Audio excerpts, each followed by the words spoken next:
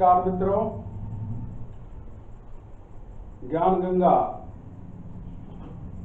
Spirituality the art of the science of living series के 15वें episode में आप सभी लोगों का स्वागत है।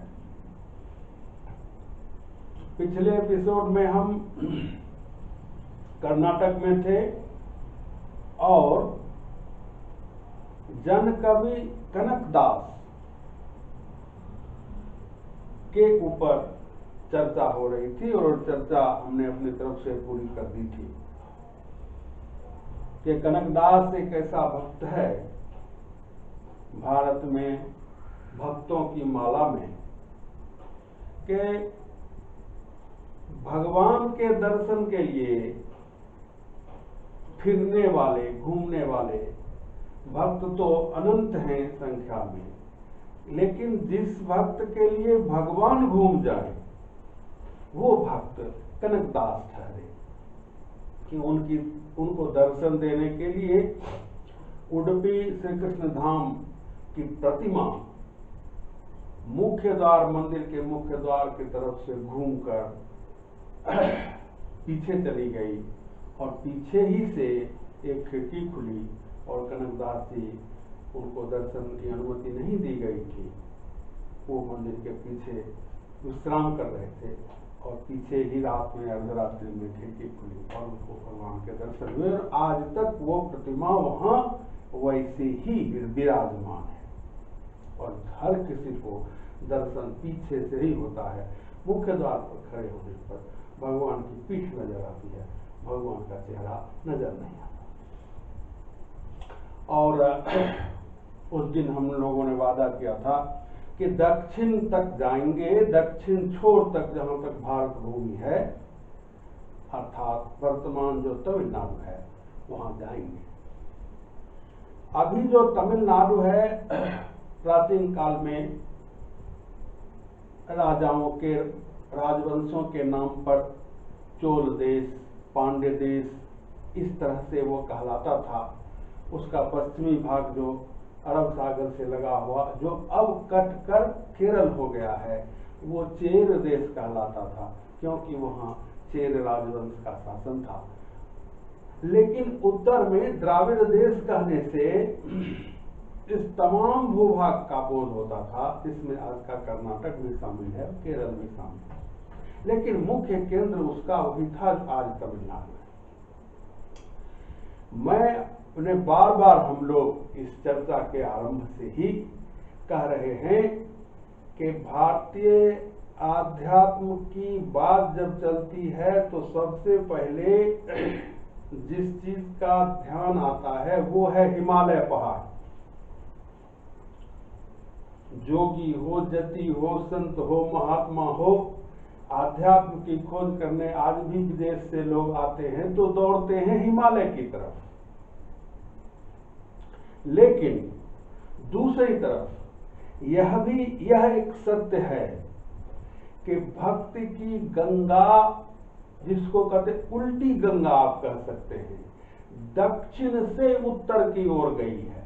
उल्टी इसलिए कह रहा हूं कि भूभाग जो है भारतीय भूखंड, उपमहाद्वीप, उसकी बनावट है, उत्तर ऊंचा है इलाका और दक्षिण नीचा है। इसीलिए जो गाड़ियां उत्तर, कभी आपने गौर किया है कि अप और डाउन, अब शायद ये चलन में नहीं है, पहले था Toofan mail up, Toofan mail down, Vaishali up, Vaishali down. पश्चिम से पूर्व की ओर जो ट्रेनें जाती थी वो डाउन कहलाती थी क्योंकि भूभाग ही वैसे डाउन है, और उसी तरह उत्तर से दक्षिण जो गाड़ियां आती थी दिशा में वो डाउन कहलाती थी और दक्षिण से उत्तर। सो दक्षिण नीचे है सतह भूमि, ऊपर पहाड़ उत्तर ऊंचा है। लेकिन भक्ति की गंगा, भारतीय आध्यात्म की गंगा दक्षिण से ही उत्तर की ओर गई है। इस मायने में उल्टी गंगा मैंने कहा। आलवार संत, जिनके बोए हुए बीजों से भारत में वैष्णव भक्ति की परंपरा शुरू हुई, बाद में चलकर राम भक्ति, कृष्ण भक्ति, ये शाखाएं उसमें से फूटी। लेकिन शुरुआत आलवार संतों से है। वर्तमान तमिलनाडु में सबका निवास था। नयनार संत शैव भक्ति की परंपरा जिनसे शुरू हुई, नयनार संतों का निवास वर्तमान तमिलनाडु में था। और कई बार मैं बोल चुका हूं कि जितने भी वैष्णव मार्ग के महापुरुष संत हुए हैं, जिनकी दार्शनिक नींव पर भक्ति मार्ग, वैष्णव भक्ति मार्ग की इमारत खड़ी हुई, जो आज भी उसकी ऊंचाई बढ़ती ही जा रही है, चाहे वो रामानुज हो, रामानंद हो, मध्वाचार्य हो, निम्बार्काचार्य हो, सभी इस तमिल भूमि के रहने वाले थे, जिसका नाम आज तमिलनाडु है। बाद में उन लोगों को उत्तर की ओर बढ़ने के क्रम में स्वाभाविक है, कर्नाटक आए, अभी भी आप दक्षिण से उत्तर की ओर बढ़ेंगे नीलगिरी के रास्ते तो आपको कर्नाटक आना पड़ेगा, कर्नाटक से महाराष्ट्र, महाराष्ट्र से गुजरात, और भक्ति का भी क्रम वही है। लेकिन हम लोगों ने शुरू से ही एक अपनी विषय वस्तु तय करके रखी है कि हम संसार को, परिवार को, समाज को छोड़कर आध्यात्म की साधना करने वाले महात्माओं के ऊपर अपनी बातचीत को केंद्रित नहीं कर रहे। उनकी महानता अपनी जगह है, लेकिन हम इस संसार में रहकर, परिवार में रहकर, व्यापार करते हुए आध्यात्म की ऊंचाइयों को प्राप्त करने वाले महात्माओं को अपनी चर्चा का विषय हमने बनाया है, क्योंकि वो हमें अपनी पहुंच के अंदर मालूम पड़ते हैं। क्योंकि हम सब भी वही हैं, संसार में रहते हैं, व्यापार करते हैं, नौकरी करते हैं, परिवार पालते हैं, तो हमें उनसे नजदीकी मालूम होती है। और ये होता है कि जब वो कर सकते थे तो हम भी कर सकते हैं, और कैसे उन्होंने किया वो मार्ग वो पता कर गए हैं। तो जैसे राजमार्ग बन जाता है जब, तो कोई भी गाड़ी वाला, टाटा नैनो वाला भी, टेम्पो वाला भी, मोटरसाइकिल वाला, साइकिल वाला, सब उस पर चलकर और अपने गंतव्य को पहुंच जाता है। तो इसीलिए हमारी चर्चा के केंद्र में वैसे ही महात्मा रहे हैं। यही कारण है कि तमिलनाडु में संतों की बहुत बड़ी मंडली हमारे सामने है, जो अनादिकाल से आध्यात्म का, धर्म का, चिंतन का, दर्शन का जिन्होंने प्रचार किया। लेकिन उनमें से हमने अपने इस दृष्टिकोण को ध्यान में रखकर कि हम उन महात्माओं की चर्चा कर रहे हैं जो सांसारिक जीवन में रहते हुए आध्यात्म की ऊंचाइयों को तक पहुंचे, इस दृष्टि से हमने आज महान संत, कवि, विचारक, दार्शनिक, जो कह लीजिए, अब पेशे से बुनकर तंतुवार, कपड़ा बुनने का काम करने वाला, इसीलिए उनको दक्षिण का कबीर कहा गया है। मुझे उस दिन की प्रतीक्षा है जब कोई हिंदी वाला उठे और कहे कि कबीर उत्तर के तिरुवल्लुवर थे। तो साहब, आज हम संत तिरुवल्लुवर की और उनकी एक ही कृति उपलब्ध है, जिसका नाम है तिरुकुरल, उसको अपनी चर्चा के केंद्र में रखेंगे। स्वाभाविक रूप से एक एपिसोड में, जैसे हमने कहा कबीर का व्यक्तित्व अपने कनकदास जी महाराज का व्यक्तित्व ऐसा एक एपिसोड में समाने वाला नहीं है, उसी तरह तिरुवल्लुवर का व्यक्तित्व भी एक एपिसोड में समाने वाला नहीं है। तो आज हम उनके व्यक्तित्व की चर्चा करेंगे और अगले रविवार को, अगर सब कुछ ठीक ठाक चला, तो उनके कर्तृत्व की चर्चा करेंगे। उनका जन्म, जैसा कि उन्होंने निवेदन किया, एक बुनकर परिवार में, और वर्तमान जहां चेन्नई, पहले जिसको मद्रास माना जाता था, उसी के आसपास मैलापुरम नाम का स्थान था, या अभी भी होगा, वहां हुआ था। मैलापुरम का हिंदी अर्थ होगा मयूर, मोर पक्षी, मयूरों का गांव। तमिलनाडु में एक और स्थान है मैलादुथुरई, मयिलादुथुरई का भी वही मतलब होता है, मयूरों का गांव। तंजावुर गए थे हम लोग, 8-10 साल को ही गए होंगे, तो उतने बड़े बड़े मयूर हमने नहीं देखे थे जीवन में, जबकि मैं जेएनयू में 7 वर्ष रहा हूँ। मयूरों का ऐसे ही वहाँ आना जाना होता था, जैसे कौवा गौरैया ऐसे पक्षी आते हैं हमारे घरों में, उस तरह से, लेकिन उतने बड़े बड़े मयूर। सो तिरुवल्लुवर का जन्म भी जिस गांव में हुआ था, जो अब मद्रास शहर में विलीन हो गया है, उस गांव को मद्रास चेन्नई खा गया है। इस शहर ऐसे ही बनते हैं गांवों को खाकर। पत्नी का नाम वासुकी था। कालखंड, जैसा कि अनेक महात्माओं के बारे में है, कालखंड के बारे में कब हुए थे तिरुवल्लुवर, इसकी कोई एक राय नहीं है, लेकिन आमतौर पर यह धारणा है कि ईसा पूर्व 200 ईस्वी के आसपास हुए होंगे। मतलब ईसा मसीह के जन्म से 200 साल पहले के आसपास। उस समय वर्तमान तमिलनाडु द्रविड़ प्रदेश की देश की राजधानी मदुरई थी, और मदुरई में पांड्यों का शासन था। और हमने हमेशा कोशिश की है श्रोताओं की समझ को साफ करने के लिए कि रेफरेंस देते चले। कबीर कब हुए थे? तो जब सिकंदर लोदी दिल्ली सल्तनत का आखिरी बादशाह का बाप, इब्राहिम का बाप सिकंदर लोदी के समय हुए थे। सूर कब हुए थे? तो अकबर जहांगीर वगैरह के समय हुए थे। इसी तरह से दक्षिण में मदुरई के केंद्र में पांड्यों का शासन था, पांड्य राजवंश का। और उस समय समकालीन उत्तर में शुंग वंश का शासन मगध पर। शुंग वंश वही है जिसने अंतिम मौर्य सम्राट बृहद्रथ की को गद्दी से हटाकर और दुनिया से ऊपर भेजकर जो तलवारों के बल पर जीता है ना, उसकी मौत तलवार से ही होती है। ये एक सिद्धांत है।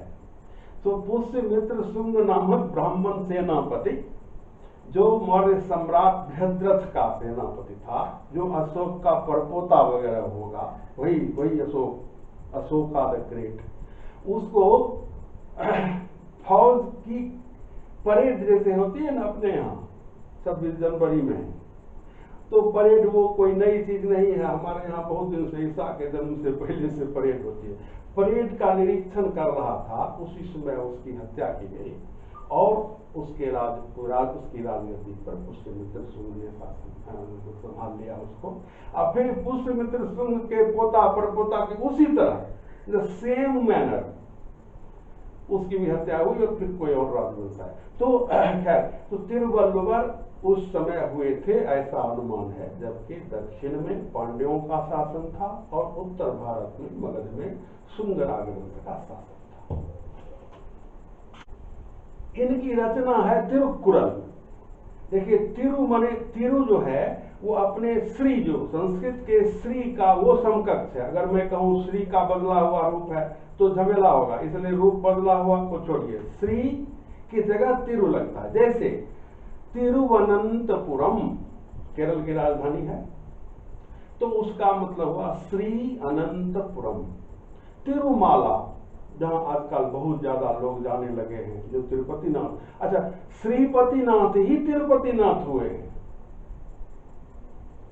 क्योंकि दक्षिण भारतीय भाषाओं में, द्रविड़ भाषाओं में श्री को तिरु कहा जाता है। सो तिरुवल्लुवर, वल्लु इनका नाम था, वर मने श्रेष्ठ, वो संस्कृत में भी है, तमिल में भी है। जैसे कहते हैं ना वीरवर, विप्रवर, मान्यवर, तो उस तरह से। और वल्लू जुलाहे को कहते हैं। सो तिरुवल्लुवर की एकमात्र रचना है जिसका नाम है तिरुक्कुरल।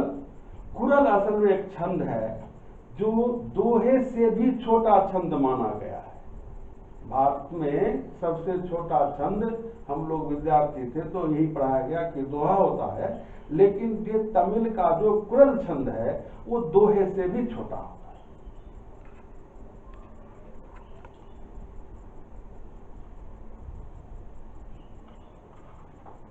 उसकी गिनती होती है नीति साहित्य में। डायडेक्टिक लिटरेचर की एक कोटि ही होती है, जैसे धार्मिक साहित्य, लौकिक साहित्य, लोक साहित्य, उसी तरह से नीति साहित्य। ये और बात है कि हमारे यहाँ रामचंद्र शुक्ल जैसे आचार्य हुए हैं, उन्होंने नीति साहित्य को, नीति उपदेश को साहित्य माना ही नहीं है। तो खैर ये एक अलग मसला है। सो तिरुवल्लुवर लिखित तिरुकुरल दोहों का काम चलाने के लिए कह रहे हैं। तिरुकुरल दोहे से भी छोटा छंद है, लेकिन दोहों का संग्रह है, जिसकी थीम जो है वो वही है जो जिसको लेकर हम लोग चर्चा आज तक, आज ये 15वां एपिसोड, 15 रविवार हो गए ये चर्चा चलाते हुए। उसकी थीम वही है क्या कि मनुष्य गृहस्थ जीवन जीने के साथ साथ दिव्य जीवन भी जी सकता है। मनुष्य गृहस्थ जीवन जीने के साथ साथ दिव्य जीवन भी जी सकता है। शुद्ध और पवित्रता पूर्ण जीवन जीने के लिए परिवार को छोड़कर सन्यासी होना आवश्यक नहीं है। हो गए, उनको भी नमस्कार। गौतम बुद्ध ने उतनी सुंदर स्त्री, उतने अच्छे बेटे को छोड़ दिया और सन्यासी हो गए जवानी में ही। मेरी तो समझ में नहीं आता। और आर्य पथ को मानने वाले सब लोग थे। एक दिन अमित जी से चर्चा हो रही थी कि आर्य पथ तो ये कहता है कि पहले ब्रह्मचर्य आश्रम रहकर विद्याध्ययन करो, फिर 25 वर्ष तक गृहस्थ आश्रम में रह करके तमाम सांसारिक दायित्वों का निर्वहन करो, पिता के प्रति, माता के प्रति, पत्नी के प्रति, पुत्र के प्रति, स्वयं के प्रति, अपने स्वामी के प्रति, अपने सेवकों के प्रति। 50 साल हो गए, उसके बाद संन्यास का समय आता है। हम देख रहे हैं कि लोग जवानी में ही संन्यास ले रहे थे और आज भी ले रहे हैं, अब कोई कुछ नहीं बोलता। तो खैर, लेकिन तिरुवल्लुवर की ये मान्यता थी कि शुद्ध और पवित्रता पूर्ण जीवन जीने के लिए परिवार को छोड़कर सन्यासी होना जरूरी नहीं है। यही मान्यता मान्यवर राजा जनक की भी थी, यही मान्यता सदन कसाई की थी, यही मान्यता कबीर की थी, रैदास की थी, यही मान्यता अपने महाराष्ट्र के जो दर्जी का काम करते थे संत नामदेव जी महाराज की थी, यही मान्यता कनकदास की थी, यही मान्यता तिरुवल्लुवर की थी। इसलिए हमारी सूची में इनका भी नाम आया कि इस पर चर्चा करें। तिरुवल्लुवर का धार्मिक विश्वास क्या था? देखिए, कुछ लोग इतने हतभाग्य होते हैं कि उनको कोई अपना नहीं मानता, कोई अपना करने को तैयार नहीं होता। तब एक फिल्मी गाना बना है जो कोई होता क्या अपना तो हम अपना कह लेते यारों, पास नहीं तो दूर ही होता, लेकिन कोई मेरा अपना, ये गीत है। लेकिन कुछ लोग, कई लोग हमारे भारतीय, हमारी परंपरा में ऐसे हुए हैं और उतने वो भाग्यशाली रहे कि सब उनको अपना कहता है। जैसे मैं आपको बताऊं, विद्यापति को लीजिए, उधर से शुरू कीजिए। हिंदी वाला अलग कहता है विद्यापति हमारे हैं। मैंने हिंदी माध्यम से, आप सब जिन लोगों ने पढ़ाई की होगी, मैट्रिक तक भी पढ़ी होगी हिंदी, मैट्रिक में भी, तो विद्यापति के पद विद्यापति हिंदी में पढ़ाए जाते हैं। मैंने पीएचडी की है विद्यापति में और हिंदी में ही, मैथिली विभाग से भी। हिंदी वाला अलग उनको कहता है वो मेरे थे, मेरे हैं। बंगाली वाला अलग कहता है मेरे हैं, अब मैथिली के तो वो थे ही, वो कहता ही है। इसी तरह कबीर को लीजिए। रामचंद्र शुक्ल लिखा है कि कबीर की भाषा सदुकड़ी है, यानी सभी भाषाओं का मेल। साधु लोग पूरे मुल्क में घूमते हैं, रमता साधु बहता पानी, पिछले एपिसोड में कहा था। तो सब जगह घूमने से क्या होता है कि सब जगह की भाषा का, बोली का, खान पान का, सबका रंग चढ़ जाता है। सो मिली जुली भाषा, खड़ी बोली, सदुकड़ी बोली। पंजाबी में का, पंजाबी सिखों का जो परम पावन ग्रंथ है गुरु ग्रंथ साहिब, उसमें कबीर साहब के पद संकलित है। रैदास जी के 40 पद संकलित है, दोनों एक ही भाषा में लिख के बने। इधर हमने इधर भोजपुरी, हिंदी के विद्वान जिनकी मातृभाषा भोजपुरी है, उन लोगों ने अभियान चलाया है। जो कबीर भोजपुरी के थे, काशी में रहते क्या थे, काशी में जन्म हुआ था, तो भाई बनारस तो भोजपुरी का क्षेत्र है, कौन कहेगा नहीं। मेरी आंखें जो फटी रह गई जब मैंने एक शोध प्रबंध प्रकाशित देखा, जो ललित नारायण मिश्रा विश्वविद्यालय से जो डिग्री अवार्डेड है, उसका शीर्षक है कबीरक मैथिली पदावली। हमने दिया था इसको, लेकिन सब लिंग्विस्ट वाला को तो लिटरेचर से इन्हें पूछता है कि लिटरेचर जब खत्म हो जाएगा तो उसको एक भी एविडेंस नहीं मिलेगा लिंग्विस्टिक चर्चा करने के लिए। कबीरक मैथिली पदावली, सो उनको मैथिली वाले अब जो है मैथिली डिग्री अवार्डेड है विश्वविद्यालय से, अंतरराष्ट्रीय विश्वविद्यालय नहीं है, राष्ट्रीय ही है, लेकिन डिग्री पर। तिरुवल्लुवर का वही हाल था है। जैन कहते हैं जो जैन थे, बौद्ध कहते हैं जो बौद्ध थे, सनातन वाले कहते हैं सनातन थे, सनातन में भी शैव कहता है कि शैव थे, वैष्णव कहता है कि वैष्णव थे। तारीफ की बात है कि सबको अपने अपने मत को साबित करने की सामग्री उनकी कृतियों में ही मिल जाती है। सो ऐसे महापुरुष ही होते हैं। साधारण लोग को तो कहा ना, अपना तो उसका पूछता ही नहीं है, बाप को बेटा नहीं पूछता है, भाई को भाई नहीं पूछता, दूसरे का दूसरा कौन कहेगा जो हमारे अपने थे। सो ये महापुरुष, सो यह मर्तबा, यह हैसियत तिरुवल्लुवर को भी हासिल थी कि सब लोग उनको अपना कहते थे। सो तिरुकुरल की बात हो रही थी, तिरुवल्लुवर की कृति की। इसमें 1330 कुरल दोहे शामिल है। इसका 3 खंड है। पहले का नाम है परुल, पहले का नाम है अरम, दूसरे का परुल और तीसरे का इनबम, जिसको हम धर्म, अर्थ और काम बोल सकते हैं। बोल नहीं सकते, यही है बात। अरम माने धर्म, परुल माने अर्थ और इनबम मतलब काम। अरम के अंतर्गत इसमें विवेक के साथ जीवन कैसे बिताया जाए, यानी धर्म। धर्म का मतलब रिलीजन नहीं है। भारतीय संदर्भ में, भारतीय चिंतन में जब हम धर्म कहते हैं तो उससे किसी हिंदू, मुसलमान, सिख, ईसाई, जैन, बौद्ध का बोध नहीं होता था। अब जाकर वो बोध होने लगा है। हमारे यहाँ धर्म का मतलब है कर्तव्य, सहज स्वभाव। जैसे पानी का धर्म है बहना, अग्नि का धर्म है जलाना, पवन का धर्म है शीतलता, स्वभावज गुण है शीतलता। अगर उसको रेगिस्तान से जलती हुई, तपती हुई मरुभूमि से होकर जब गुजरना पड़ता है, तब वो जाकर पवन गर्म होता है। और जैसे ही मौका मिलता है कि फिर वो अपनी स्वाभाविक अपने धर्म को अपना लेता है, जिसका नाम है शीतलता। परिवार में लीजिए तो पिता का धर्म, पुत्र का धर्म, स्वामी का धर्म, सेवक का धर्म, राजा का धर्म, राजधर्म, प्रजा का धर्म। सो धर्म माने कर्तव्य। तो पहला जो खंड है अरम, उसका मतलब होता है धर्म, लेकिन वो रिलीजन वाला धर्म नहीं, कर्तव्य वाला धर्म। और वह यह दिखाता है कि विवेक के साथ जीते हुए संसार में, परिवार में, व्यापार में, कारोबार में रहते हुए किस तरह सम्मान प्राप्त किया जा सकता है।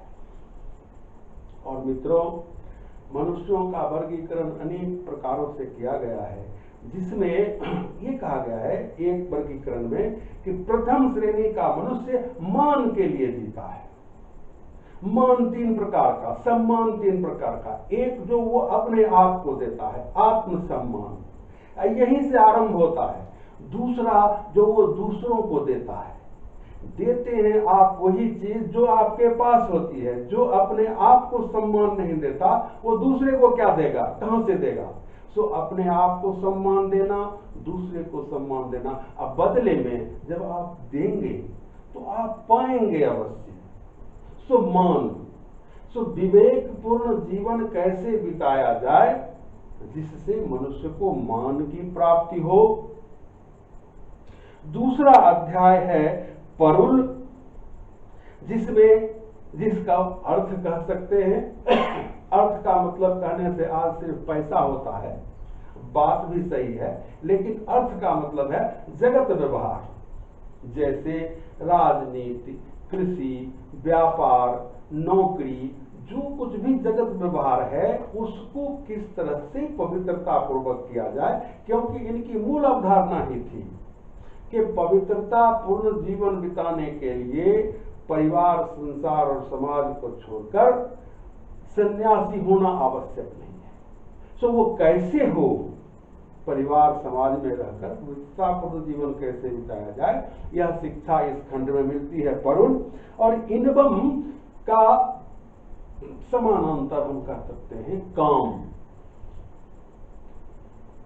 स्त्री पुरुष संबंधों, खासकर परिवार के भीतर, और अगर प्रेम भी है तो तिरुवल्लुवर का विचार है कि उसकी अंतिम परिणति विवाह में होनी चाहिए। अगर वैसा नहीं होता तो वो न हो वही अच्छा है। प्रेम का मतलब इनकी दृष्टि में उसकी परिणति विवाह में हुई। सो स्त्री पुरुष संबंधों को लेकर जो चर्चा की गई है वो इनवम में की गई है कि वह किस प्रकार होना चाहिए, कैसे होना चाहिए, क्यों होना चाहिए, कहां तक होना चाहिए और उसकी अंतिम परिणति क्या होनी चाहिए। इसलिए मैंने क्या और विद्वानों ने प्रथम खंड जो है अरम, उसको धर्म और कर्तव्य से जोड़ा है कि मनुष्य के जीवन के कर्तव्य क्या हैं, खासकर गृहस्थ जीवन के और पवित्रता पूर्वक किए जाने वाले कर्तव्य। परुणयर्थ काम, कार्य व्यापार, संसार में जो दुनियादारी जिसको कहते हैं। और इनवम का अर्थ है काम। किसी ने पूछा कि मोक्ष कहाँ गया, क्योंकि ये हमारे चार पुरुषार्थ थे, धर्मार्थ काम मोक्षे सुबह चक्षण्यं कलासु च प्रीतिम करोति कीर्तिम च साधु काव्य निबंधनम। मनुष्य जीवन के चार उद्देश्य बताए गए हैं, धर्म, अर्थ और काम और मोक्ष, अंतिम उद्देश्य मोक्ष। लेकिन इनके तिरुक्कुरल में धर्म और अर्थ और काम पर चैप्टर्स हैं, मोक्ष की चर्चा नहीं है। इसका जवाब दो तरह से दिया जाता है। कुछ लोग कहते हैं, और यही हम चर्चा को समाप्त करेंगे और उनके अगले एपिसोड में उनके कुछ चुने हुए कुरलों को लेंगे और उसके अर्थ का, उसके रस का आनंद लेंगे। सो धर्म है, अर्थ है, काम है, मोक्ष का क्यों नहीं, मोक्ष की चर्चा क्यों नहीं की तिरुक्कुरल में, ये प्रश्न है। इसके दो प्रकार के उत्तर आते हैं। कुछ लोगों का कहना है कि गृहस्थ के लिए मोक्ष का कोई मतलब नहीं है, वो सन्यासी के लिए है मोक्ष। तो तिरुक्कुरल में तिरुवल्लुवर ने 3 खंड बनाए, एक खंड धर्म से संबंधित है, दूसरा अर्थ से, तीसरा काम से। मोक्ष का खंड नहीं है, क्यों नहीं है? तो एक उत्तर ये हुआ कि ये सारे उनके केंद्र में एक संसारी मनुष्य था, पारिवारिक मनुष्य था, एक व्यापारी, एक दास्तकार, एक किसान था। इनके लिए मोक्ष की कोई महत्ता नहीं है, मोक्ष सन्यासियों के लिए, इसलिए उन्होंने नहीं लिखा।